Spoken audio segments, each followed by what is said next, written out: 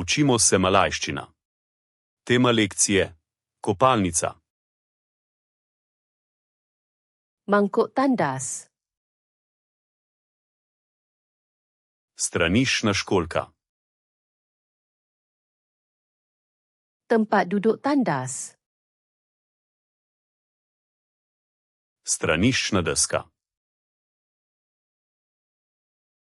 Tisu tandas. Toaletni papir. Pemegang tisu tandas. Držalo za toaletni papir. Sinki. Umivalnik. Pipe.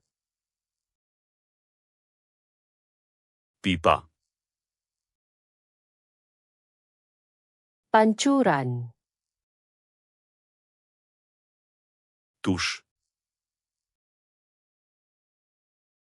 Kepala pancuran. Glava tuša. Tap mandi. Kat. Bidit. Bajd.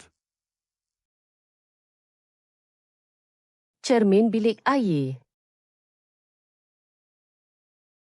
Kopalniško ogledalo. Kabinet bilik air. Kopalniška omarica. Rak bilik air. Kopalniška polica. Rak tuala. Držalo za brisače.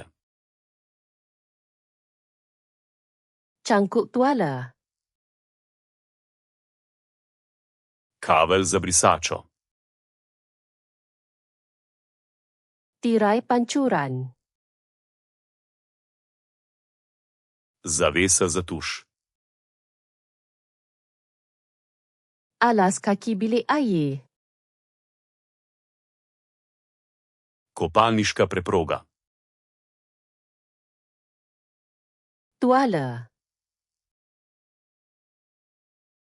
Brisača. Tuala mandi. Kopalna brisača. Tuala tangan. Brisača za roke. Kain lap mandi. Umivalna krpa. Jubah mandi. Kopalni plašč. Sabun. Milo. Sabun tangan. Milo za roke. Bekas pam sabun. Dozirnik mila. Bekas sabun. Posodica za milo. Berus gigi. Zobna ščetka. Ubat gigi. Zobna pasta. Pemegang berus gigi. Držalo za zobne ščetke. Cawan berus gigi. Lonček za zobno ščetko. Shampoo. Šampon.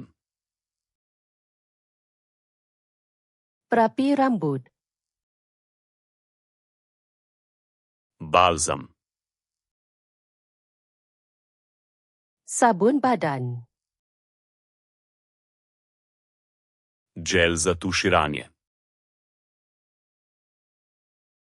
Spen mandi.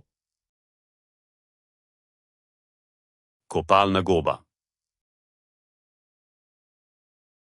Pengering rambut. Sušilnik za lase.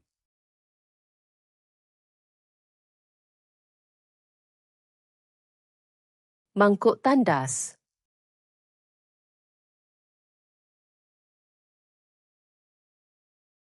Kabinet bilik air.